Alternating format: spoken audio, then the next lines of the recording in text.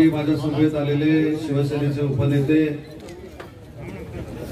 माजी खासदार आदरणीय राहुल शेवाळे साहेब, लोकसभेचे संपर्क प्रमुख, या विभागाचे लोकप्रिय आमदार आदरणीय प्रकाशदादा, उपनेते संजयजी घाडी, संजनाताई, मीनाताई, मनोहरजी, शाखा प्रमुख सुनील मांडवे, महिला शाखा प्रमुख विद्याताई, नितीनजी जगताप, दिलीप परब, युवा सेनेचे कार्यकारिणी सदस्य माझे तरुण सहकारी राजजी सुर्वे, युवा सेनेचे सर्व पदाधिकारी आणि मोठ्या संख्येने उपस्थित बंधू आणि भगिनींनो, सकाळी 6 वाजता खरं तर या मतदारसंघामध्ये मी येणार होतो,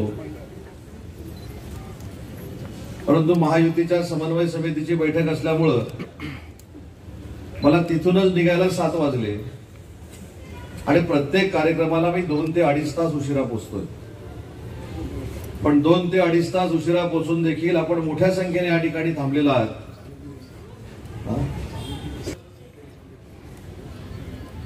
मी तुमचं मनापासून कौतुक करतो आणि तुम्हाला धन्यवाद देतो। प्रकाश पटकन ऐकलं नाही, ते म्हणाले चालू दिवस आहे। पटकन माझ्या लक्षात आलं नाही की चालू माणूस असतो, पण चालूच दिवस कसा काय। मग माझ्या लक्षात आलं की आज शनिवार रविवार नाही, तरी देखील आपण मोठ्या संख्येने जमलाय। हे आमच्या कोणावरचं प्रेम नाही, तर माननीय एकनाथ शिंदे साहेब आणि प्रकाश दादांवरचं प्रेम आहे असं म्हटलं तर चुकीचं ठरणार नाही। शेवाळे साहेब जातोय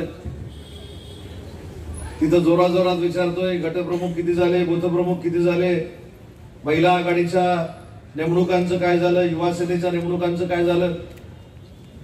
पण प्रकाश दादांच्या मतदारसंघामध्ये हा एकही प्रश्न विचारावा लागला नाही। एवढं